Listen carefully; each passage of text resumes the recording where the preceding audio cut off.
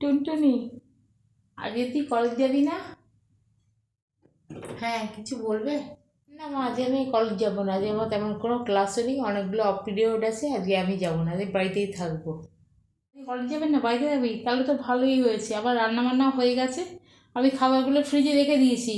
এবার এক কাজ করি, আমি বরং তো দাদুর বাড়ি থেকে ঘুরে আসি, অনেকদিন দাদুকে দেখিনি তো, তাই দাদুর বাড়ি থেকে ঘুরে আসি। আমি খাবার রান্না করে ফ্রিজে রেখে দিয়েছি। আর তুই ঘরটারগুলো গুছিয়ে রাখিস, আমি স্নান করে বেরিয়ে যাচ্ছি। আমার কয়েকটা কাজ আছে, সেগুলো সেরে দাদুর বাড়িতে যাব। আজকে আমি আর আসবো না বাড়িতে, তুই দরজাটা বন্ধ করে রাখিস কিন্তু।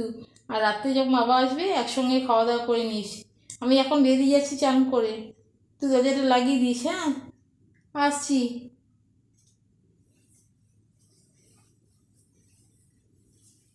আচ্ছা মা, ঠিক আছে। মা তো দাদুর বাড়ি চলে গেল, দাদুকে দেখতে গেছে।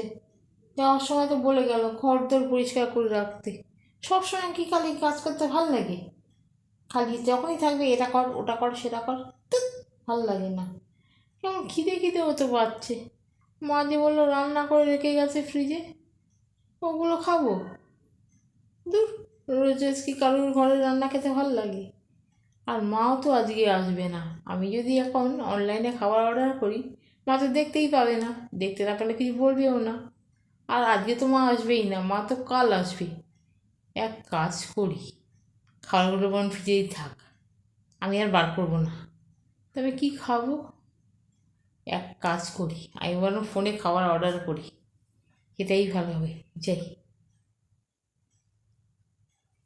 যাক বাবা, আমার পছন্দের খাবার অর্ডার করা হয়ে গেছে, ফ্রাইড রাইস আর চিলি চিকেন।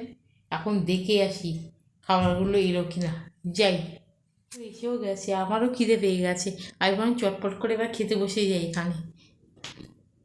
টুনটুনি, হাই টুনটুনি। ও মা, তুমি কোথা থেকে এলে? তুমি তো বললে কালকে সকালবেলা আসবে, তুমি কোথা থেকে এলে? আমি দাদুর বাড়ি না গিয়ে বাড়িতে চলে এসেছিলাম, না তো জানতেই পারতাম না তুই বাইরে থেকে খাবার অর্ডার করে খাচ্ছিস।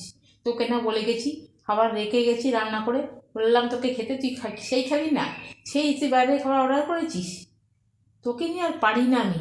আজ দাঁড়া, তোর একদিন খেয়ে আমার একদিন। তাই আমাকে একটু শান্তিতে খেতেও দেয় না, ঠিক সময় চলে এসছে।